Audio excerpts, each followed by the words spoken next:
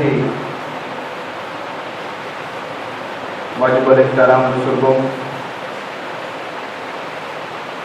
اور نوجوان دوستوں، آپ کے سامنے اللہ تبارک و تعالیٰ کے پاک کلام قرآن مجید فرقان حمید میں سے سورہ البقرہ سے ایک آیت مبارکہ کی تلاوت کا شرف حاصل کیا ہے۔ اللہ رب العزت کی حمد و ثنا کے بعد نبی پاک صلی اللہ علیہ وآلہ وسلم کی بارگاہ مقدسہ میں ہدیۃً درود شریف کا نذرانہ پیش کرنے کے بعد اس مالک کائنات کا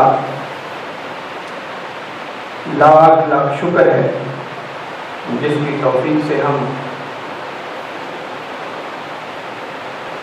نماز جمعہ ادا کرنے کے لیے مسجد میں آئے۔ دعا ہے کہ اللہ پاک ہمارا مسجد میں آنا اور نماز جمعہ ادا کرنا اپنی بارگاہ میں قبول فرمائے۔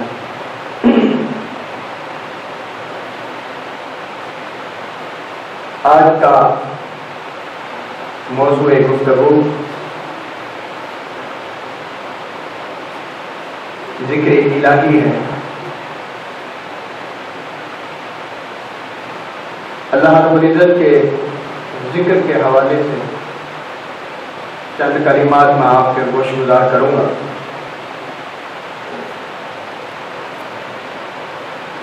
اللہ رب العزت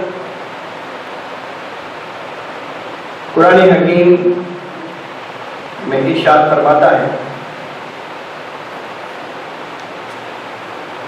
والذین آمنوا اشد حبا للہ، ایمان والے تو وہ ہیں جو اللہ سے شدت کے ساتھ محبت کرتے ہیں۔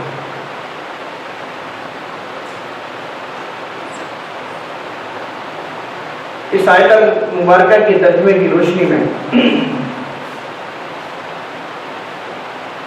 اللہ کے ساتھ بے پناہ محبت کا ہونا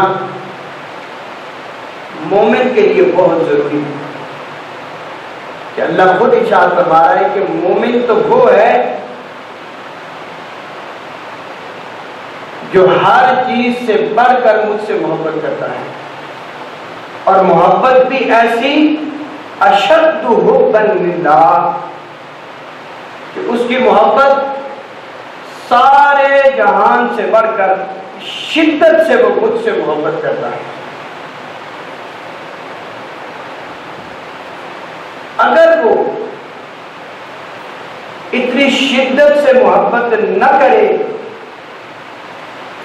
تو پھر اسے ایمان کی جو حلاوت ہے وہ نصیب نہیں ہوتا، وہ ایمان کی جو چاشنی ہے، مٹھاس ہے، جو لطف ہے، وہ اسے نصیب نہیں ہوتا، وہ محروم رہ جائے گا۔ تو اگر محبت الہی، اگر محبت الہیہ کو دیکھا جائے تو اس کے تقاضوں میں سے جو سب سے پہلا تقاضا ہے وہ یہ کہ پھر جس سے محبت کی جائے اس کا پھر شدت کے ساتھ اور کثرت کے ساتھ ذکر کیا جائے۔ جو محبوب ہو پھر ہر وقت اس محبوب کا نام جپا جائے، کثرت کے ساتھ اس کے نام کا ذکر کیا جائے، سفر میں، حجر میں، رات میں، دن میں، صبح میں، شام میں، الغرض ہر وقت ہر جگہ جس حال میں بھی ہے بس پھر اپنے محبوب کا ذکر کیا جائے۔ محبت کا پہلا تقاضا یہ ہے کہ جس سے بھی محبت کی جائے اس کو پھر ہر دم اس کا ذکر کیا جائے، ہر سانس کے ساتھ پھر اس کا ذکر ہو، تب جا کے محبت میں پھر شدت آئی۔ یہ تو ایک عام سی محبت کہ انسان کو دنیا میں کسی چیز سے جب محبت ہو جائے وہ جگہ جگہ میں اپنے اسی محبوب کا ذکر کرتے رہتا ہے. اس سے کسی اور کی بات کر کے دیکھو وہ کہتا ہے نہیں، مجھ سے بس میرے محبوب کی بات سن، یا مجھے اپنے محبوب کی بات سنا، اس کے علاوہ میرے سے کوئی اور گفتگو نہ کر. دنیا دار ہے، اگر دنیا کی محبت اس کے اندر صلاحیت کر گئی ہے تو وہ ہمہ وقت دنیا داری کی باتیں کرتا رہے گا. اگر کوئی اپنے کاروبار سے محبت کرتا ہے تو ہمہ وقت اپنے کاروبار کی باتیں کرتا رہے گا. اگر تو دنیا میں اسے کسی چیز سے بھی محبت ہے تو وہ جگہ جگہ اپنی اس محبت کا ذکر کرے گا. تو اللہ رب العزت اپنی محبت کا جب قرآن پاک میں ذکر کروا رہا ہے، ایمان والوں کا جب تعارف کروا رہا ہے، تو وہ کہہ رہا ہے کہ ایمان والا ہے ہی وہ جو ہر چیز سے بڑھ کر شدت کے ساتھ مجھ سے محبت کرے. ایمان والا ہے ہی وہ. تو ایمان کی علامت اللہ رب العزت قرآن مجید میں ہمیں یہ بتا رہا ہے کہ وہ ہر چیز سے بڑھ کر مجھ سے محبت کرنے والا ہوگا جو مومن ہوگا. یاد رکھیں، مومن کے دل میں کبھی دو چیزیں اکٹھی نہیں ہو سکتی کہ وہ دنیا کو بھی رکھے اپنے دل میں اور خدا کی یاد کو بھی رکھے. ایسا کبھی نہیں ہو سکتا.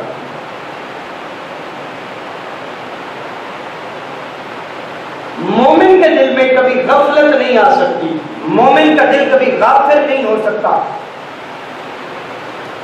اگر وہ حقیقی معنی میں اللہ اس کے رسول سے محبت کرنے والا، کامل ایمان رکھنے والا ہے تو اس کا دل کبھی غافل نہیں ہو سکتا، نہ خدا کی یاد سے نہ اس کے مصطفیٰ کی یاد سے. اس کے دل میں دو رنگی نہیں ہو سکتی، وہ یک رنگ ہوگا. اس کے دل میں نفاق نہیں پایا جائے گا. وہ خالصتاً اگر اپنے دل میں محبت رکھے گا تو صرف اللہ اس کے رسول کی رکھے گا، دنیا کی محبت اس کے دل میں نہیں ہوگی. اور پھر یاد رکھیں، اگر جس کے دل میں غفلت آ گئی اللہ کی نگاہ میں وہ ایمان والا رہتا ہی نہیں.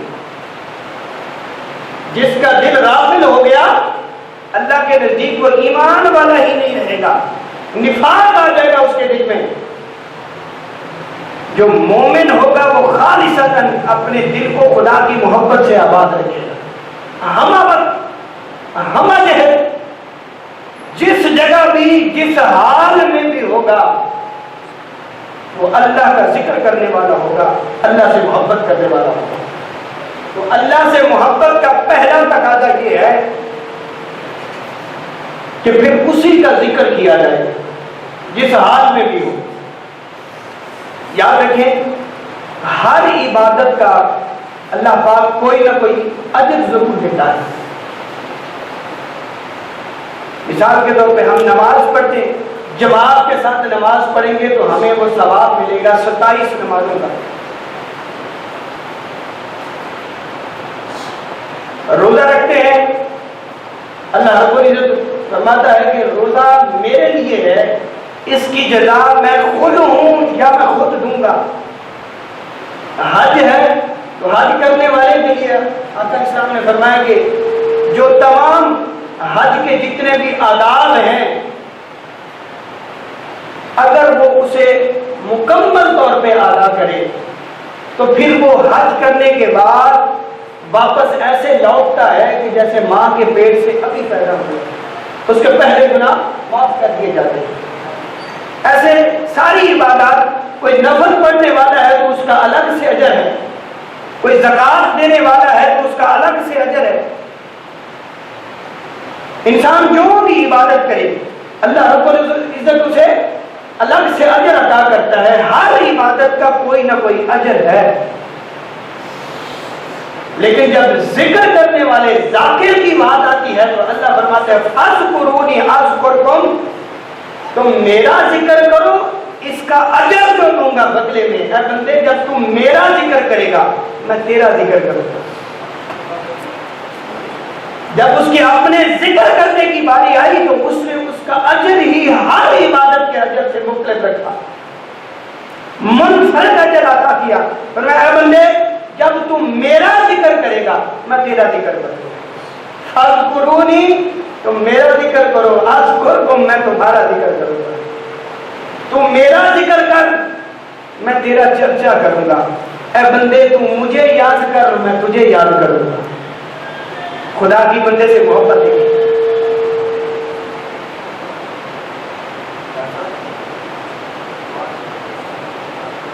اللہ فرماتا ہے کہ اے بندے تم میرا ذکر کر، تم مجھے یاد رکھ، میں تجھے یاد رکھوں گا۔ تم میرا ذکر کر، میں تیرا ذکر کروں گا۔ اب اس کے بارے میں آقا علیہ السلام نے حدیث مبارکہ میں ارشاد فرمایا،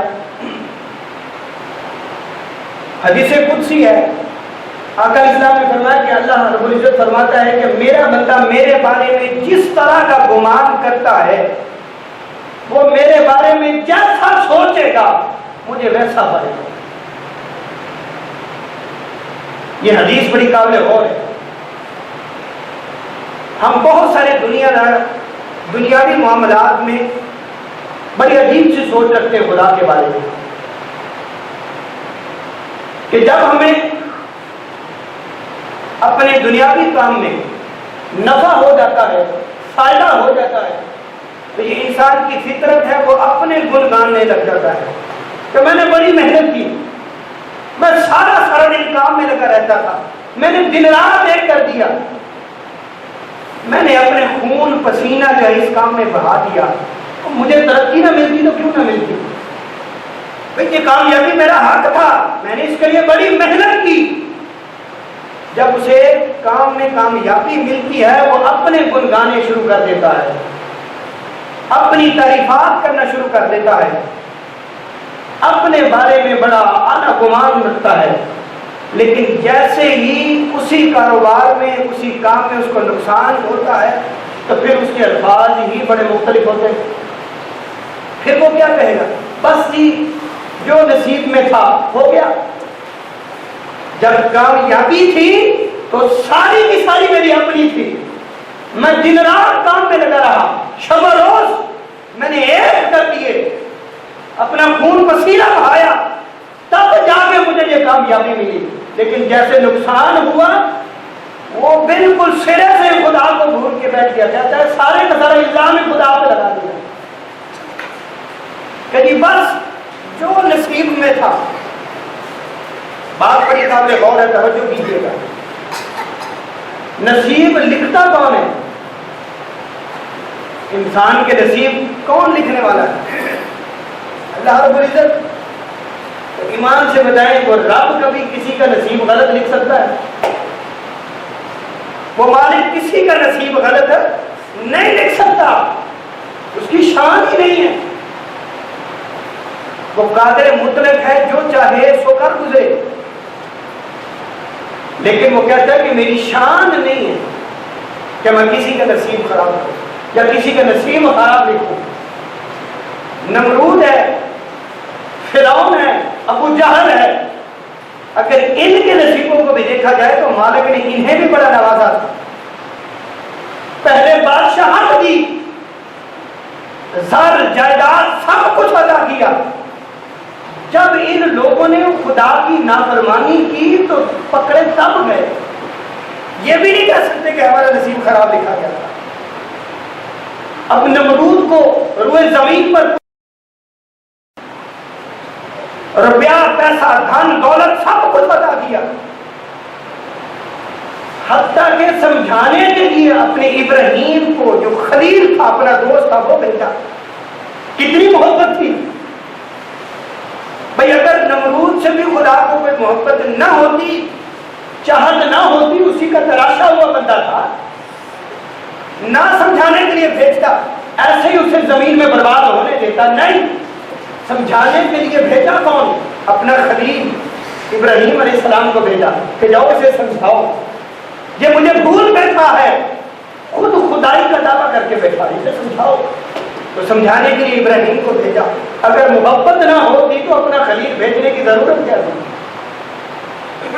اس وقت روح زمین پر سب سے افضل و اعلیٰ شخص کو، جو نبی تھا اور خلیل ہے، اس کو بھیجا کہ جاؤ نمرود کو سمجھاؤ۔ اسی طرح فرعون کی باری آ گئی، پوری روح زمین پر بادشاہت دی، خدا کو بھول بیٹھا، خدائی دعویٰ کر بیٹھا۔ سمجھانے کے لیے کسے بھیجا؟ موسیٰ کلیم اللہ، ایسی ہستی کو بھیجا جس سے رب خود کلام کرتا تھا کہ جاؤ اسے سمجھاؤ۔ پھر تیسرے نمبر پہ ابو جہل آ گیا۔ جب اس نے بھی خدا کی نافرمانی کی تو سمجھانے کے لیے کون بھیجا؟ اپنا محبوب بھیجا۔ یہ تینوں دنیا کے بڑے ظالم لوگ یہ بھی نہیں کہہ سکتے کہ ہمارا خدا نے نصیب غلط لکھا تھا۔ اگر غلط لکھا ہوتا تو پھر سمجھانے کے لیے کسی کے پاس خلیل کو، اپنے دوست کو بھیج رہا، کسی کو سمجھانے کے لیے اپنے کلیم کو بھیج رہا ہے، اور کسی کو سمجھانے کے لیے اپنے حبیب کو بھیج رہا ہے۔ اور بھائی جس سے ناراضگی ہو اسے سمجھانے کی ضرورت ہی نہیں رہتی، اسے کہتے جاؤ میرا تعلق کی رشتہ ہی ختم ہو گیا، اسے سمجھانے کی ضرورت ہی نہیں رہتی۔ سمجھایا ہمیشہ اس سے جاتا ہے جس سے محبت ہو، جس سے کوئی تعلق ہو۔ تو اللہ رب العزت نے ان لوگوں کو بھی سمجھانے کے لیے اپنے نامور شخصیات کو، اپنے جلیل القدر انبیاء کو بھیجا۔ کہیں خلیل کو بھیجا تو کہیں کلیم کو بھیجا تو کہیں اپنے مصطفیٰ حبیب کو بھیجا۔ خدا کسی کے نصیب کو غلط نہیں لکھتا، اس کی شان ہی ہے۔ تو انسان غفلت میں پڑ کے اپنے سارے کے سارے نقصان کو اللہ رب العزت کے کھاتے میں ڈال دیتا ہے کہ یہ جو جتنا بھی مجھے نقصان ملا یہ تو بس نصیبوں میں لکھا ہوا تھا۔ ایسا نہیں، اللہ رب العزت تو کتنی محبت بھری گفتگو فرما رہا ہے اپنے بندے کے ساتھ، فرمایا فاذکرونی اذکرکم، تم میرا ذکر کرو میں تیرا ذکر کروں، تم مجھے یاد رکھ بندے میں تجھے یاد رکھوں گا، تو ہر وقت میرے نام کی تسبیح کیا کر، مجھے جپا کر میں تجھے جپا کروں گا۔ تو زمین پر لوگوں کے درمیان بیٹھ کے مجلس سجا کے میرا ذکر کرے گا، میں عرش پر فرشتوں کو بٹھا کے اس مجلس میں تیرا ذکر کیا کروں گا۔ دوسری حدیث نبی اکرم صلی اللہ علیہ وسلم نے فرمایا کہ انا ما عبدی ذکرنی، جب میرا بندہ دنیا جہان سے کٹ کر یکسوئی کے ساتھ میرا ذکر کرتا ہے۔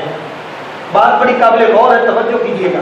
اللہ فرماتا ہے کہ جب میرا بندہ دنیا جہان سے کٹ کر یکسوئی کے ساتھ میرا ذکر کرتا ہے، اللہ فرماتا ہے وَأَنَا جَلِيسُ ذَكَرَنِي، تو میں پھر اس کے ساتھ جڑ کر بیٹھ جاتا ہوں، میں اس کے قریب بیٹھا ہوتا ہوں۔ جب وہ دنیا جہان سے کٹ کر میرے ذکر میں لگا ہوتا ہے میں اس کے ساتھ جڑ کر بیٹھتا ہوں، اس ذکر کرنے والے کے ساتھ بیٹھا ہوتا ہوں جب وہ میرا ذکر کر رہا ہوتا ہے۔ اب انسان جو یہ الزام دیتا ہے کہ میرا نصیب خراب تھا، یا میرے نصیب میں یہ نہیں تھا، یا میرے نصیب نے یہ کر دیا، اب ان باتوں کو تو سنیں کہ خدا تو کہہ رہا ہے کہ جب تو یکسوئی کے ساتھ مجھے یاد کر رہا تھا، اے بندے میں تیرے ساتھ بیٹھا۔ پھر آگے ایک اور حدیث قدسی ہے، اس میں آقا شاہ نے فرمایا کہ اہل الذکری اہل المجالسی، میرا ذکر کرنے والے جو بندے ہیں جو میرا ذکر کرتے ہیں وہ اس طرح اس حالت میں ہوتے ہیں، اللہ فرماتا ہے کہ وہ میری مجلس میں بیٹھے ہوتے ہیں۔ وہ زمین پر ذکر کرنے والا بندہ اللہ فرماتا ہے کہ وہ اس حالت میں ہوتا ہے کہ جیسے میری مجلس میں بیٹھ کے میرے سامنے میرا ذکر کر رہا۔ اب بندے کو نظر نہ آئے تو اس میں کس کا کیا قصور ہے؟ اللہ تو ہمہ وقت ساتھ ہے، وہ کہتے ہیں بندے جب تو زمین پر بیٹھ کر میرا ذکر کرتا ہے تو تیری حالت اس طرح ہوتی ہے کہ تم میری مجلس میں بیٹھا ہوتا. پھر آگے تیسری حدیث میں آقا اسلام نے ارشاد فرمایا کہ جب میرا کوئی بندہ تنہائی میں بیٹھ کے ذکر کرے، اکیلا بیٹھ کے میرا ذکر کرے، اللہ فرماتا ہے میں اپنی شان کے لائق تنہا بیٹھ کے اس کا ذکر کرتا ہوں. جب کوئی اکیلا تنہائی میں بیٹھ کے میرا ذکر کرتا ہے تو میں اس کا تنہائی میں ذکر کرتا ہوں. اور جب کوئی میرا بندہ مجلس سجا کے لوگوں کو اکٹھا کر کے ان کے سامنے میرا ذکر کرتا ہے تو وہ زمین پر انسانوں کو اکٹھا کر کے مجلس بنا کے میرا ذکر کرے گا. میں عرش پر فرشتوں کو بٹھا کے، عرفہ والا فرشتوں کو بٹھا کے اس مجلس کے سامنے پھر اپنے اس بندے کا ذکر کرتا ہوں. اندازہ تو کرے بندہ اپنی قسمت پہ رشک کرے کہ خدا اسے کن الفاظ میں یاد کر رہا ہے. لیکن غافل انسان اپنے تمام تر جتنے بھی کمیاں کوتاہی ہیں وہ ساری کی طرح خدا کے کھاتے میں ڈال دیتا ہے. بس یہ میرے مقدروں میں یہ لکھا تھا، میرے نصیبوں میں یہ لکھا تھا، میرے ساتھ ایسا ہو گیا، میرے ساتھ ویسا ہو گیا. بھائی خدا کے ساتھ تعلق تو جوڑ، خدا دیکھ تو صرف تجھے یاد کیسے کر رہا ہے. وہ کہہ رہے ہیں بندے اگر رات کی شب تنہائی میں تو بیٹھ کر مجھے اکیلے بند کمرے میں مجھے یاد کرے گا، میں عرش پر اپنی شان کے لائق بیٹھ کر تجھے یاد کروں گا. تو دنیا میں لوگوں کے سامنے مجلس سجا کے مجھے یاد کرے گا، میں عرش پر فرشتوں کو سامنے بٹھا کے مجھے یاد کروں گا. تو مجھے یاد تو کر، ایک بھی میں تیرے چرچے کیسے کرتا ہوں. فاذکرونی اذکرکم، تم مجھے یاد رکھو میں تجھے یاد رکھوں گا. پھر اس کے بعد اگلی حدیث میں آقا اسلام نے ارشاد فرمایا کہ اگر غافل لوگ بیٹھے ہوں، دنیا دار بیٹھے ہیں جن کے دلوں میں دنیا رچی بسی ہوئی ہو، وہ مجھے بھول بیٹھے ہوں، میرا ذکر کرنے والا ان میں کوئی نہ ہو، سارے کے سارے دنیا دار اکٹھے ہو کر بیٹھے ہوں، ان میں اگر میرا کوئی ایک بھی ذکر کرنے والا ہوگا تو آقا اسلام نے فرمایا، اللہ فرماتا ہے اس کی مثال ایسی ہوگی کہ جیسے خشک جنگل ہو، سوکھا ہوا جنگل ہو، اس کے اندر ایک سبز سایہ دار درخت ہو. تو ان غافلوں میں ذکر کرنے والا بندہ پھر اس سبز درخت کی طرح ہوگا. خدا مثالیں تو دیکھے کیسے دے دے کے سمجھا رہا ہے کہ اہل دنیا، اہل غافل اکٹھے بیٹھے ہوں، مجھے بھول بیٹھے ہوں، ان میں سے کوئی ایک بھی میرا ذکر کرنے والا ہوگا تو پھر وہ ان میں ایسے ہوگا جیسے خشک جنگل کے اندر ایک سبز سایہ دار درخت ہو. اس کی کتنی اہمیت ہوگی. خشک جنگل کے اندر اگر سبز ایک درخت ہو سایہ والا، اس کی کتنی اہمیت ہوگی، کتنی قدر و قیمت ہوگی. اللہ فرماتا ہے کہ غافل لوگوں کے اندر ذکر کرنے والا اس سبز درخت کی مانند ہوگا. پھر آگے آ کر اسلام نے حضرت انس رضی اللہ تعالیٰ عنہ سے روایت کی، فرماتے ہیں کہ صحابہ کرام سے کہا کہ جب تم جنت کے باغات میں سے گزرا کرو تو پھر جنت کے باغات میں دائیں بائیں سے ان باغات کا پھل کھایا کرو. صحابہ کرام نے عرض کی حضور یہ جنت کے باغات زمین پر کیسے اور کہاں ہمیں ملیں گے کہ ہم ان جنت کے باغات میں سے گزرے اور وہاں سے پھل کھائیں؟ وہ کہاں ملیں گے ہمیں؟ آقا اسلام نے فرمایا کہ جب تم اہل ذکر کی مجالس میں سے گزرو تو وہ جنت کے باغات ہی ہیں. ذکر کرنے والی مجالس کو آقا اسلام نے جنت کے باغات کہا ہے. کتنی خوش نصیبی ہے. اور اپنے صحابہ کو کہا جا رہا ہے کہ اے میرے صحابہ جب تم جنت کے باغات یعنی ذکر کی مجالس سے گزرا کرو تو پھر وہاں سے پھل کھایا کرو، مطلب ان کے ساتھ مل کر ذکر کیا کرو، ان کے ساتھ مل جایا کرو. جہاں کہیں قرآن پڑھا جا رہا ہو وہاں قرآن پڑھنے والوں کے ساتھ قرآن پڑھا کرو. جہاں صرف اللہ اللہ ہو رہی ہو، میرا ذکر ہو رہا ہو، ان ذکر کرنے والوں کے ساتھ شامل ہو جایا کرو۔ جہاں میں میرے مصطفیٰ کی نعت پڑھی جا رہی ہو، وہاں ان نعت خانوں میں شامل ہو کر میرے مصطفیٰ کی قصیدے پڑھا کرو۔ جہاں کہیں تمہیں جنت کے باغات یعنی ذکر کی مجالس ملے، ان میں سے پھل کھایا کرو، ان مجالس میں شامل ہو جائے کرو۔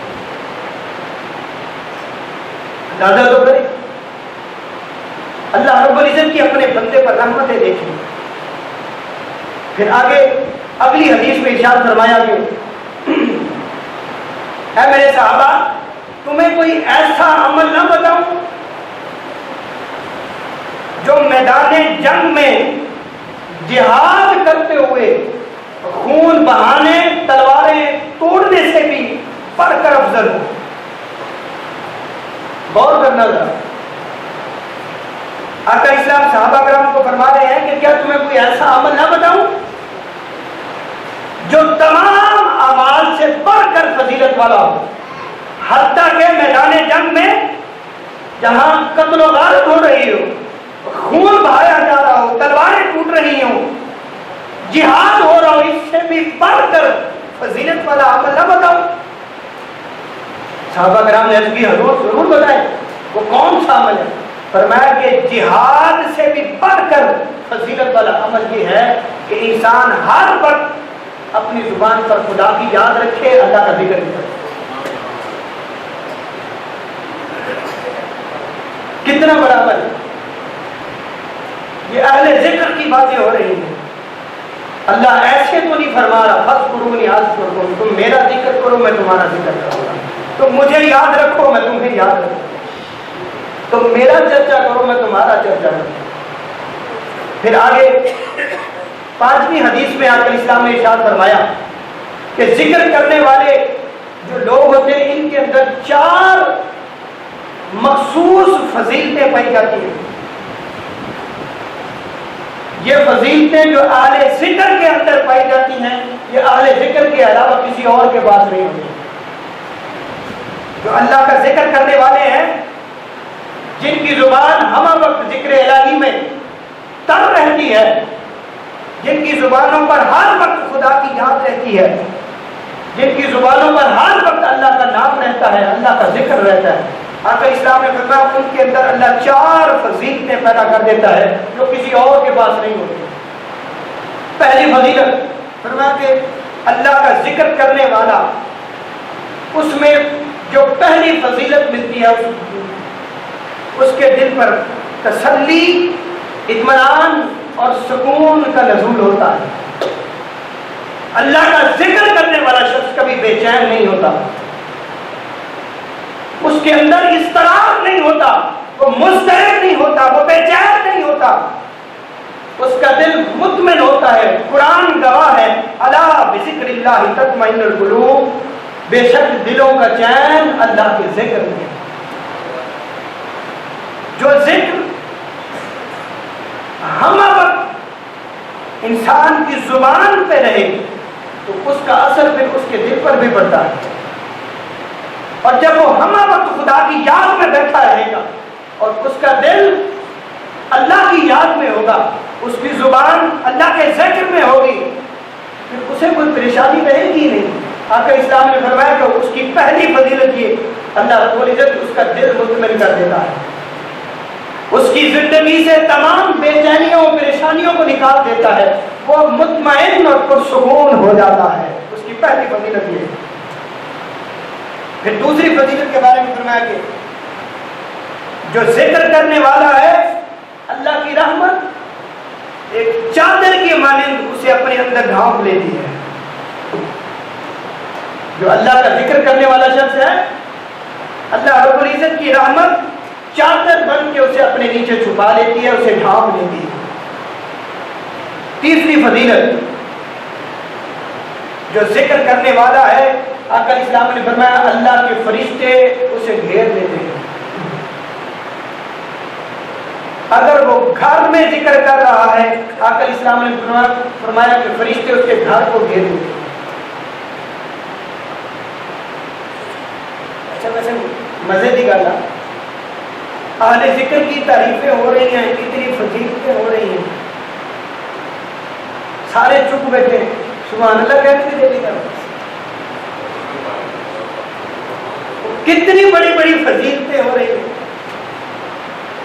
اللہ فرما رہے فاذکرونی اذکرکم، تم میرا ذکر کرو میں تمہارا ذکر کروں گا. ذکر کا بار بار کہہ بھی جا رہا ہوں، سبحان اللہ بھی اسی کا ذکر ہے. تعریفات بھی آپ لوگوں کی ہو رہی ہیں، مومنوں کی ہو رہی ہیں. اور کبھی نہ کبھی اگر تسلسل کے ساتھ نہیں، مسلسل نہیں، تو کبھی نہ کبھی بھول چوک کے تو اللہ کا ذکر کرتے ہوں گے. کبھی نہ کبھی تسبیح پکڑی ہوگی، اور چاہے اپنی غرض کی خاطر ہی کہ یہ کام مشکل میں پڑ گیا ہے چلو کوئی وظیفہ کر لے، اور کبھی نہ کبھی تو کیا ہوگا. تو یہ انہی لوگوں کا ذکر، انہی لوگوں کا تذکرہ ہو رہا ہے. تو میرے بھائی جب اتنی بڑی فضیلتیں سن رہے ہو تو کم از کم تھوڑا سا ان کو بھی تکلیف دیکھو، سبحان اللہ بھی کہیں. تو اہل ذکر کی تیسری فضیلت یہ ہے کہ جہاں ذکر ہو فرشتے اس جگہ کو اپنے گھیرے میں لے لیتے ہیں اور وہ بھی اسی کے ساتھ شامل ہو جاتے ہیں. پھر چوتھی فضیلت فرمائی کہ بندہ جب زمین پر مجلس میں اللہ کا ذکر کرتا ہے، یہ بہت بڑی بات ہے.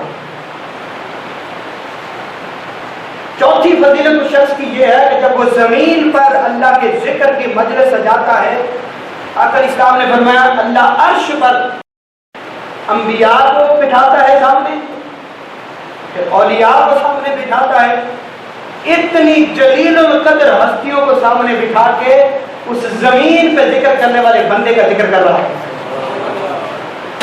فاذکرونی اذکرکم، تم میرا ذکر کرو میں تمہارا ذکر کروں.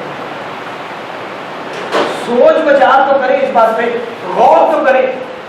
بندے کا ذکر کرنا کس حال میں ہوگا؟ بڑی حد ہے، ایک تسبیح کر لے گا، 2 کر لے گا، 4 کر لے گا، آخر تھک جائے گا. بدلے میں اجر تو دیکھیں، وہ خدائے مطلق، خدائے بزرگ و برتر، وہ اپنی شان کے لائق جب اسے یاد کرے گا تو اس یاد کرنے کا عالم کیا ہوگا.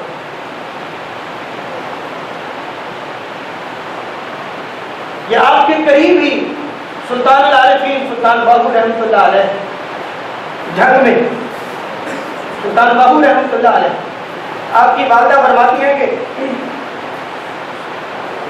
تہجد کے وقت ہم اٹھتے، دونوں میاں بیوی، اور گندم کے دانے پر درود شریف پڑھا کرتے تھے. سورج نکلنے تک ہم گندم کے دانوں پر درود شریف پڑھ رہے ہیں، ذکر ہو رہا ہے.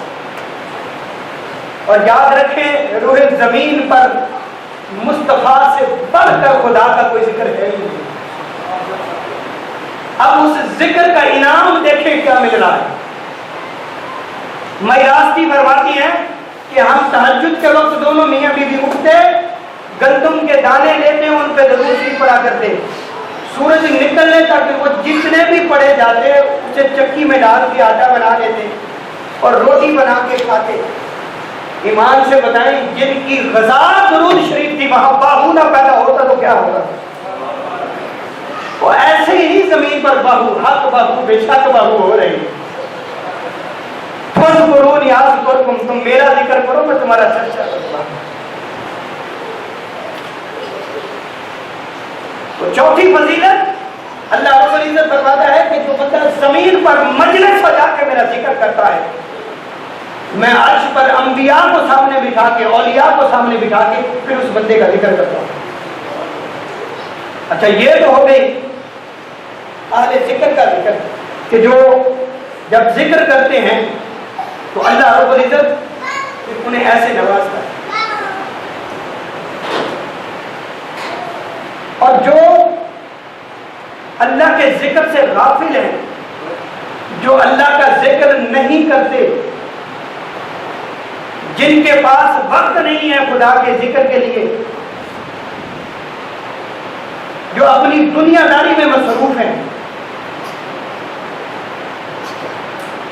انہوں نے اپنے دلوں میں دنیا داری کو کوٹ کوٹ کے بسا رکھا ہے، شب و روز دنیا داری میں گزار رہے ہیں اور اللہ کے ذکر سے غافل ہیں. ان کے بارے میں قرآن مجید میں کیا ارشاد ہوا سنیے۔ اللہ رب العزت ارشاد فرماتا ہے ومن اعرض عن ذکری فإن له معیشۃ ضنکا ونحشرہ یوم القیامۃ اعمیٰ۔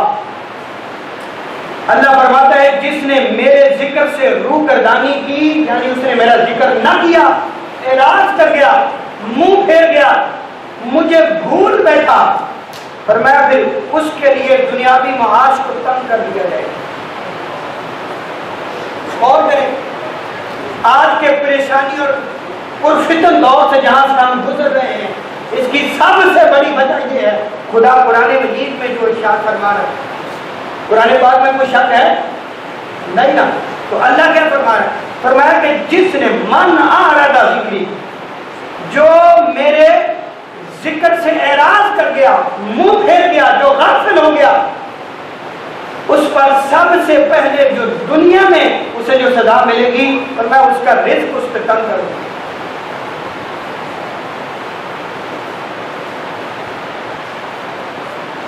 دنیاوی رزق اس پہ تنگ کر دیا جاتا ہے، سب سے پہلی علامت ہے۔ کوئی کسی کے تعویذ یا گنڈے یا جادو کر کے کسی کی دکان یا کاروبار نہیں باندھ سکتا۔ رازق رب ہے، کوئی اسے رزق دینے سے نہیں روک سکتا۔ وہ رب جسے دینا چاہے تو کوئی عام بندہ تعویذر والا، جادو کرنے والا روک سکتا ہے کہ اس کو نہیں دینا؟ ہے کسی کی ضرورت؟ کوئی کسی کی دکان کو جادو سے بند نہیں کر سکتا۔ واللہ خیر الرازقین، وہ کہتا ہے میں بہترین رزق دینے والا ہوں۔ اللہ یرزق من یشاء بغیر حساب، میں تو وہ ہوں جو بغیر حساب کا رزق دینے والا ہوں۔ رزق تب تک ہوگا، اللہ قرآن میں ارشاد فرما رہا ہے وَمَنْ أَعْرَضَ عَنْ ذِكْرِي، جو میرے ذکر سے غافل ہو جائے گا اسے پہلی سزا دنیا میں یہی ملے گی، اس کا رزق تنگ کر دیا جائے گا۔ غور کریں، اور ہمارے پاس 24 گھنٹے دن اور رات میں 24 گھنٹوں میں نماز کے لیے وقت کتنا ہے؟ 1 گھنٹہ 10 منٹ بنتے ہیں 5 نمازوں کو، باقی 22 گھنٹے 50 منٹ دنیا داری ہے۔ اس کے باوجود پھر کھینچ کے مساجد کی طرف لانا پڑتا ہے۔ آج جمعے کا دن ہے، دیکھ لیں اپنے دائیں بائیں، عید کا دن ہے مومنوں کے لیے، اور مومنوں کی منتیں سماجت کرنی پڑتی ہے، ترلے کرنے پڑتے ہیں، آجو مسجد۔ وَمَنْ أَعْرَضَ عَنْ ذِكْرِي، جس نے میرے ذکر سے اعراض کیا اس کی سب سے پہلی سزا دنیا میں یہ ہوگی، اس کا رزق تنگ کر دیا جائے گا۔ بندہ صبح فجر کے وقت، فجر کی نماز کے بعد زمین پر رزق تقسیم ہوتا ہے، اور بندہ خود ہی 10 بجے سے پہلے سو کر نہ اٹھے، 11 بجے وہ دکان پہ جائے اور جا کے کہے کہ بس جو نصیبت لیا یہی لگنا۔ پھر اپنے نصیب کی کتاب تو نے خود بند کر دی۔ جب فجر کی اذان ہوئی مؤذن نے کہا نہیں تھا حی علی الفلاح، آؤ کامیابی کی طرف، اس وقت تو کہا تھا بھائی، اس وقت کہا تھا جب رزق تقسیم ہو رہا تھا۔ آخر پہ وہی ملنا ہے جو بچا کچا ہے۔ جا تو خود نہیں رہا دکان پہ، کہہ رہا ہے میری دکان کسی نے جادو سے باندھ دی ہے، کسی نے کچھ کر دیا۔ اور دکانوں میں بڑے بڑے تعویذ لٹکائے ہوتے ہیں، بڑے بڑے وظیفے، لمبی لمبی تسبیحیں، اس کے بعد جاؤ، اس کے بعد۔ قرآن کہہ رہا ہے کہ جو خدا کی یاد سے غافل ہو جائے دنیا میں پہلی سزا یہ ملتی ہے، اس کا رزق تنگ کر دیا جاتا ہے۔ دوسری بات سنیں، فرمایا کہ اور قیامت کے دن جب اسے اٹھایا جائے گا جو خدا کی ذکر سے غافل رہنے والا ہے، دنیا میں اس کو سزا ملے گی، رزق تنگ ہو جائے گا، آخرت کی سزا یہ ہے فرمایا کہ اسے اندھا اٹھایا جائے گا، اندھا اٹھایا جائے گا اسے۔ پھر اگلی آیت میں ارشاد فرمایا وہ بندہ اللہ پاک سے عرض کرے گا قال ربی، اے میرے رب، لما حشرتنی اعمی، مجھے اندھا کیوں ہٹایا؟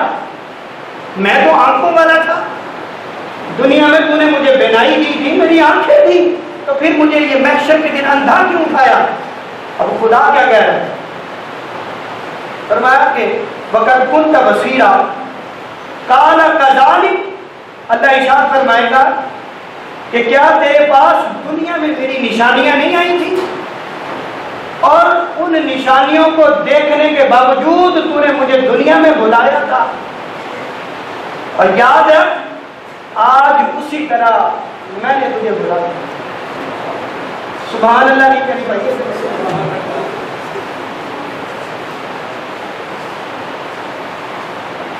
وہ قیامت کے دن اندھا اٹھایا جا رہا ہے اور خدا آگے کہہ رہا ہے کہ زمین میں تیرے پاس میری نشانیاں نہ آئی، جب میری نشانیاں تیرے پاس آئیں تو نے میری نشانیوں کو دیکھنے کے باوجود مجھے بلا دیا،